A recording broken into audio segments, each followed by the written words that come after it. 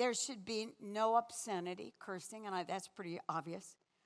Foolish talk or coarse joking.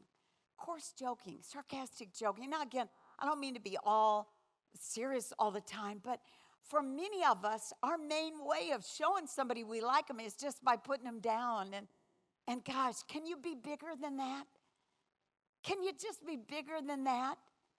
The other day, somebody after a staff meeting, and I'm in a billion staff meetings, so you can even know what staff meeting, looked at me and was having fun with me, but they put me down again, and I laughed, and I said, hey, make your love language to me kind words, because I've taken about as much sarcasm as I can take today. And again, you wouldn't know who that could be because there are a million staff meetings here.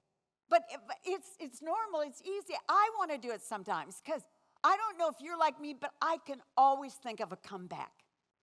Can you think of comebacks? It kind of halfway.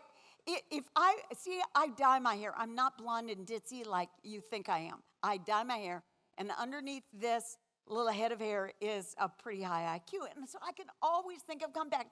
And sometimes they're really funny, and other times the person really needs to hear them. And I just, gosh, I want to, haven't you, And I have this little thing I say to myself all the time, Jeannie, taste your words before you say them. Taste your words before you say them. And so I'm just saying, in tasting your words, trade up. Trade up for the sarcasm and the cuts. Trade into words of encouragement. There's an old fun thing that both of our adult sons are now obviously, all grown up and all that sort of stuff. But when they were in small groups in high school, and I don't know if you guys have ever played it. Have you ever played a game called Bigger and Better? You get something, like lots of the time we'd go in teams of two, we'd divide up the small groups, and we give each team of two a dime. And we say, you got an hour, and we spread in different neighborhoods. You go up to the door, knock on the door, and say, I've got this dime, we're playing this game.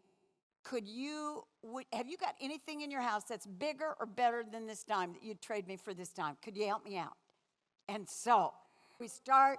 Here's the true story. And by the way, it's taken from a book by Bob Golf called Love Does. And it's about his son, Richard. This really happened to a guy. This is for real. He started with a dime. He went to the neighbor's house, asked him if they had anything bigger or better. So the guy, the adult man who answers the door for real, yells back at his wife and says, I love this line, hey, Marge, there's a kid out here. We're playing bigger and better. The guy was already a good sport, but we're playing bigger and better.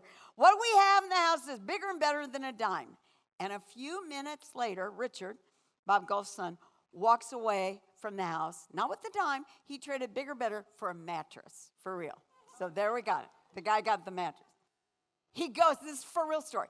The guy goes to another door. I'm not sure it was the same exact, the next one, but he continues the game. He yells through the mattress, asks the same question. The next neighbor, have you got anything bigger or better that I can trade this mattress for? We're playing a game.